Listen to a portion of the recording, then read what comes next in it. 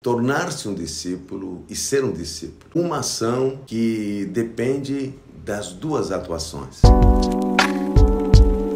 Olá, meus irmãos. Nós temos falado sobre Páscoa e a Páscoa ela se insere numa estação de conquista, de reprodução, de avanço. E as três eventos da Páscoa, o sacrifício do Cordeiro, os pães asmos e o domingo da colheita, nós temos ali um abre-alas que se dirige a uma colheita muito importante em Pentecostes. Nós entendemos que Pentecostes ele inaugura a igreja visível, mas também há uma reprodução.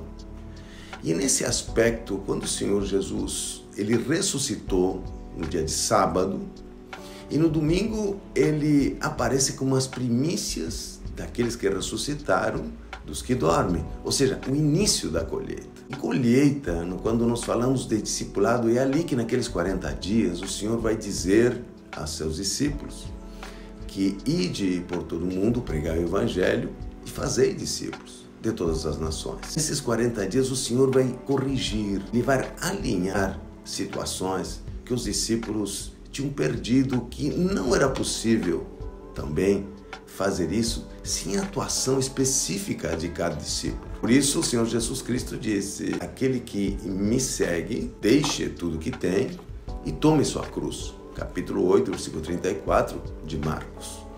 Então, quando nós entendemos nesse processo todo que ser um discípulo, fazer um discípulo, eles fazem parte do amadurecimento cristão, está no centro, primeiro, da missão cristã, que ninguém pode negligenciar. Segundo, não é possível gerar transformação sem essa ação. Nós vemos que o Senhor Jesus, nos 40 dias que ele ficou, depois que ele ressuscitou, ele apareceu várias vezes aos discípulos. E uma das manifestações importantes que alinha a situação para nos tornarmos produtivos é a ação que ele tem com Pedro. Nós vemos que a primeira ação que um discípulo deve ter, ele deve morrer para si mesmo. Porque o Senhor disse: quem quiser salvar a sua vida, ele perdê-la. Então, quando o Senhor está nos trazendo o entendimento disso, existe uma ação que ele faz isso com o próprio Pedro, que nos dá um entendimento que é impossível amadurecer sem esse processo. Quando o apóstolo Pedro nega o Senhor Jesus Cristo na cruz, nós vemos que a aproximação do Senhor, 30 dias depois, é ter aquele encontro com Pedro. E a gente fica pensando sobre esse entendimento, porque Pedro, um pouco antes ali, na última ceia, disse: Senhor, de maneira nenhuma eu te deixarei.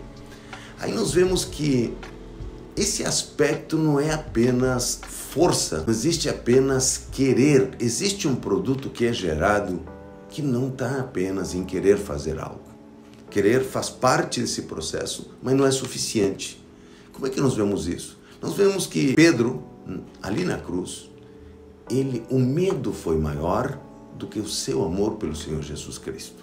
E o Senhor Jesus sabe disso. E quando no capítulo 20, versículo 15, o Senhor Jesus, ele aborda Pedro, trazendo Pedro novamente para seu destino, ele lhe faz aquela pergunta clássica: tu me amas, Pedro?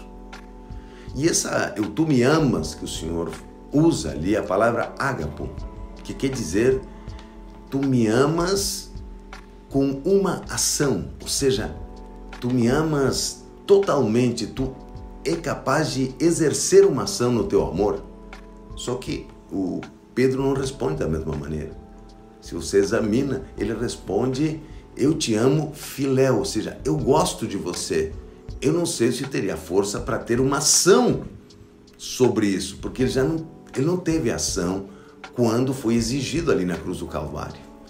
Eu quero que você entenda que o Senhor Jesus sabia que Pedro não alcançaria isso apenas por falar, apenas por saber. No processo de discipulado, no processo de entrega, esse produto de entrega, ele é feito e ele acontece quando você se entrega ao discipulado. E o Senhor Jesus faz essa pergunta 2 vezes E ele as duas vezes responde, filé, ou seja, eu gosto de você. Ele estava sendo sincero que a sua ação ainda não estava pronta, a sua entrega não estava pronta. E o Senhor gostou porque ele estava com a sua realidade correta. E o Senhor lhe disse, apacenta minhas ovelhas, que você vai entender o que é se entregar. Então, muitas vezes nós estamos num processo de discipulado e estamos ainda num processo de entrega. Ainda nos defendemos mais do que seguimos ao Senhor Jesus. Pense nisso.